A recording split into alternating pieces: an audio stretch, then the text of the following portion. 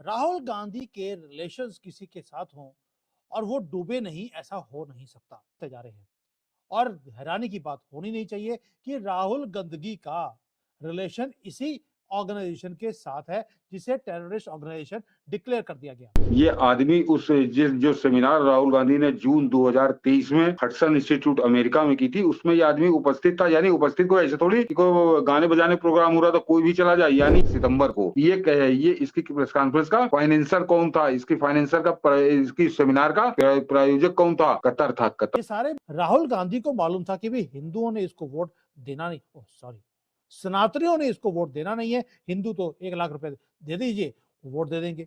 तो इसको सनातनियों को खत्म करने के लिए अब इस्लामिक जिहादियों की इसको जरूरत थी। दोस्तों, ये कंट्रोवर्शियल चीज नहीं है, ये लीगली ब्रांडेड टेररिस्ट के साथ बैठकर वहां पर मीटिंग करता रहा 2023 में भी और 2024 में भी। जय हिंद, नमस्कार। आज की लेटेस्ट खबर के बारे में हम बात करते हैं।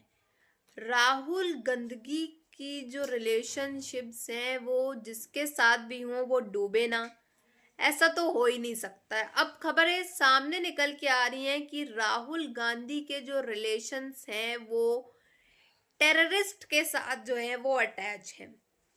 आपको याद होगा 2023 में ये एकदम से गायब हो गया था और ये मीटिंग में अचानक से सामने आ गया था। तो इससे साफ तौर पे जाहिर हो रहा है कि राहुल गंदगी जहां भी हो वो जो है वो जो भी टीम हो वो गिरे ना, ऐसा हो नहीं सकता। और इस्लामिस्ट जो टेररिस्ट हैं इसका कनेक्शन जो है वो सामने निकल के आ रहा है उनके साथ जॉइंट।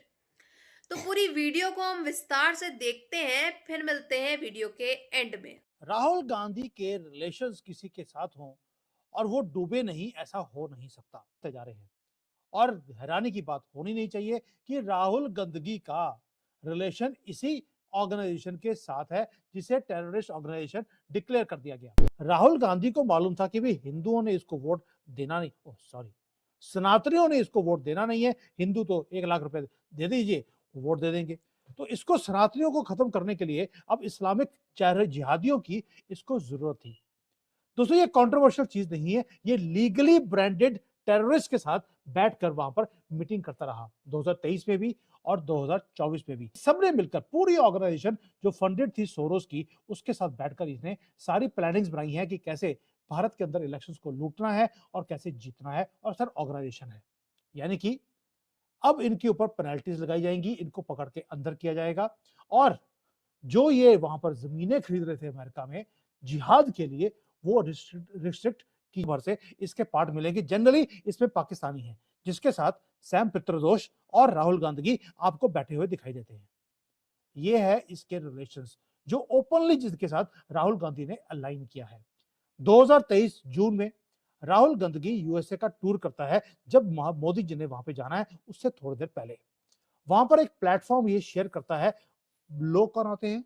यही CAIR के एक्टिविस्ट ऑर्गेनाइजेशन। राहुल गांधी जिसको भारत की कोर्ट्स डेट पे डेट देती है, उसको पकड़ने के लिए कोई भी जजमेंट नहीं आती। क्या इसे अब अमेरिका में जाकर जेल की जाएगी जैसे पहले की गई थी रिलीज करवाने के लिए? आपको याद होगा। और एयरपोर्ट पे जब ये पहुंचा था, इसकी सिट्टी बिट्टी गुल थी और प्रियंका गांधी ने इसको पकड़कर, क्योंकि चलना भी इसके चल भी पा नहीं रहा था, इसको घर लेके गई थी।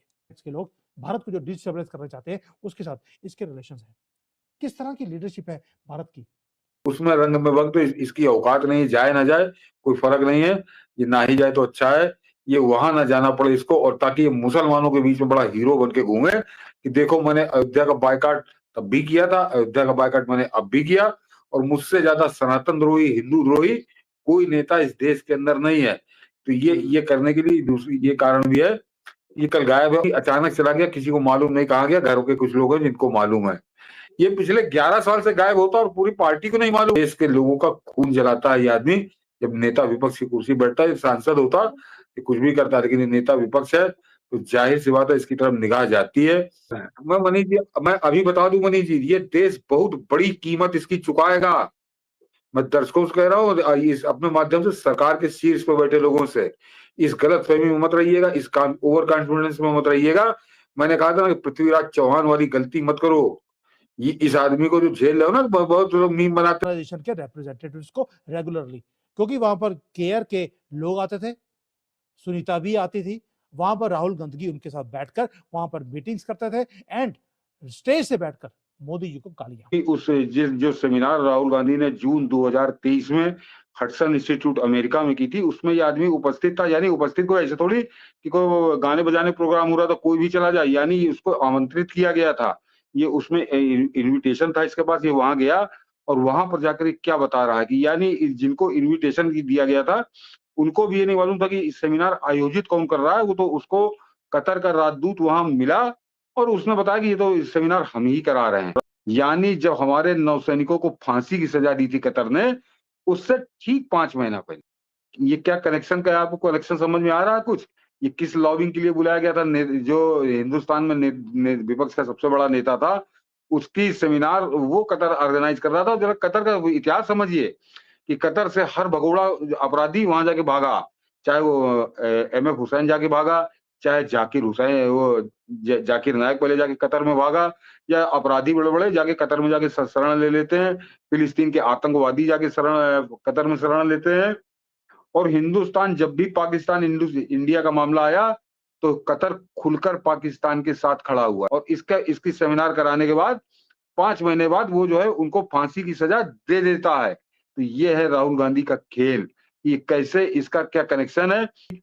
लेकिन उसके बाद प्रधानमंत्री मोदी का जूता कैसे निकला था, वो फिर आज हम लोग डाइवर्ट हो जाएँगे। वो बड़ी गजब की रोचक कहानी है कि एक तरह से जबड़े से छीन के लाए थे प्रधानमंत्री मोदी। तो ये जो आज देखिए संयोग की बात है कि आज वही मौका आ गया कि ये जो मैंने कहा ना कि ये समुद्रगुप्त और चंद्रगुप्त से तुलना कर रहा हूँ प्रधानमंत्री मोदी की, तो ये जो कहानी है कि 8 हमारे नौसैनिकों को कैसे जबड़े से खींच के लाए, ये उन्हीं समुद्रगुप्त और चंद्रगुप्त की याद दिलाएगी आपको। रावण तो मैं ही हूं, मैं ही बनूंगा। अब दुर्योधन आ गया बीच में, अखिलेश यादव, और आपको मालूम है कुंभकर्ण आपका तेजस्वी। ये सारे की सारी जो महाभारत की कुंडली थी, इनका कोई भी एक सिंगल नैरेटिव कॉमन नहीं था, कोई सेंट्रल लीडर नहीं। और आप देखिए, आप कोई भी हाल देख लीजिए, कोई भी इलेक्शन देख लीजिए, हमेशा इनकी लड़ाइयां आखिरी दिन तक चलती रहती हैं। ब्राह्मण समाज जो है ये किस बेस पे कह सकते हैं कि ब्राह्मण समाज हमारे क्या कर रहे हैं? ब्राह्मण के कहते हैं कि हमारे साथ पूरे देश में ठीक है, उन्होंने नहीं बनवाया। वो जब अगर इस मंदिर वाली बात में, तो उसमें भी उन्होंने झूठ बोला था भाई। 2014 में जब उन्होंने चुनाव लड़ा तो कहे कि हमारी सरकार आएगी तो हम मंदिर तुरंत बनाएंगे। जैसे ही पूर्ण बहुमत से राज्य में भी बनी और केंद्र में भी बनी, पलट गए। अब वो अगर ऐसा बोले कि वो यही कहा तो कहा कोई किसी गुलाब नहीं, मत अपना मत है। हम अधिकार अपने मत का खुद रखते हैं। हम हान लाभ अपना देखते हैं कि मेरे बच्चों का भविष्य क्या होगा, मेरे किसानी का भविष्य क्या होगा, मेरी जमीन का भविष्य क्या होगा। अयोध्या का जो कल सनातन धर्म का बड़ा आयोजन हो रहा है, उसमें रंग में वक्त इसकी औकात नहीं, जाए ना जाए कोई फर्क नहीं है। ये ना ही जाए तो अच्छा है, ये वहां ना जाना पड़े इसको, और ताकि ये मुसलमानों के बीच में बड़ा हीरो बन के घूमे कि देखो मैंने अयोध्या का बायकॉट तब भी किया था, अयोध्या का बायकॉट मैंने अब भी किया, और मुझसे ज्यादा सनातन द्रोही, हिंदू द्रोही कोई नेता इस देश के अंदर नहीं है। तो ये करने के लिए दूसरी ये कारण भी है, ये कल गायब है। राहुल गंदगी, जिसको भारत की कोर्ट्स डेट पे डेट देती है, उसको पकड़ने के लिए कोई भी जजमेंट नहीं आती। क्या इसे अब अमेरिका में जाकर जेल की जाएगी? जैसा कि आप सभी ने देखा कि किस तरह से राहुल गंदगी जहां भी जाता है, वहां पे जो भी टीम में हो वो गिरे ना, ऐसा हो ही नहीं सकता है। और अब तो कनेक्शन सामने निकल के आ रहे हैं कि इस्लामिस्ट टेररिस्ट के साथ जो है ये राहुल गांधी मिला हुआ था, क्योंकि इसको बहुत अच्छी तरीके से मालूम है, हिंदू हो गए, जितने भी हिंदू हो गए, सिख, जनरल वगैरह, सब कास्ट के लोग जो है इसको वोट तो करने वाले नहीं थे। तो इसने क्या किया, मीटिंग रखी, बैठक रखी इस्लामिक टेररिस्ट के साथ, और इनको मालूम था कि जो वोट्स आने हैं, इनको जो भी वोट वगैरह आने हैं वो हिंदुओं से तो आने नहीं है। अगर हिंदुओं को ये पैसा देंगे तब जाकर के इनको वोट आने हैं, और इस्लामिस्ट जो है वो जितने भी मुस्लिम है ये इन्हीं को वोट करने वाले हैं। तो इसने एक बैठक रखी थी, एक मीटिंग रखी थी इस्लामिक टेररिस्ट के साथ। तो पूरा कनेक्शन जो है वो राहुल गंदगी का सामने निकल के आ रहा है इन इस्लामिस्ट टेररिस्ट के साथ। अब ये बहुत अच्छे से जानता है, रायबरेली से हिंदू जितने भी जनरल है इसको वोट नहीं करने वाले। और कई ऐसे जो है देश इससे इनको वोट नहीं आने वाला था, तो इसलिए इसने ये गंदी चाल जो है वो रची थी, लेकिन ये फिर भी नाकामयाब हो गया। और मोदी जी का इस चीज में बिल्कुल कोई हाथ नहीं था, ना उन्होंने कोई ऐसे इस्लामिक टेररिस्ट से हाथ मिलाया ना कुछ किया। उनको जो वोट मिले, जो भी वोट जीते, वो जितनी भी भारी मात्रा से, वो उनके खुद के दम पे थे। और ये राहुल गंदगी इस्लामिस्ट के भरोसे रहा, तब भी जो है ये पूरी तरह से ये हार गया।